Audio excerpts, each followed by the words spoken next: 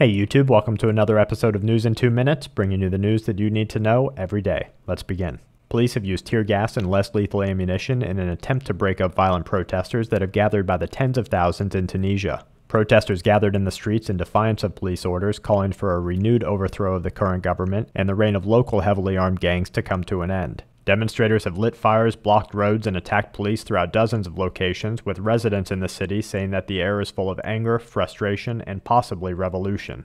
China has called for a countrywide audit of all government debt as continually slow economic growth raises fears that governments will not be able to repay their loans. A treatment-resistant form of bacteria has been discovered in over 100 pigs in Hong Kong. The bacteria, known as vancomycin-resistant enterococci, has never been seen in livestock throughout all of Asia, making health officials question why the disease would show up now. Antibacterial resistance is thought to be a species-wide threat among some microbiologists and can occur during a process known as conjugation, where multiple forms of bacteria share genetic information, making them both treatment-resistant, and through the global overuse of antibiotics.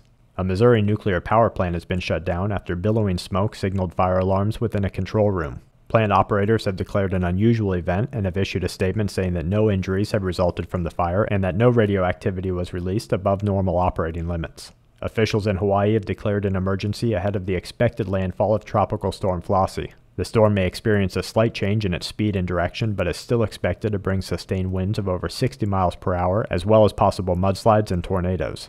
Over 3,000 gallons of oil have spilled along a 1,400-meter stretch within the port of Brisbane, adding to a break within an oil pipeline in Thailand that sent over 15,000 gallons of crude oil into the sea off Rayong province. And to wrap things up, U.S. poverty levels are increasing, Turkey continues to deal with anti-government protests, riots followed elections in Cambodia after main opposition leaders rejected the results, and Saudi Arabia has released information on the most recent victim of the MERS coronavirus. And that's it for this episode of News in 2 Minutes. Check back tomorrow for more news that the aware need the most.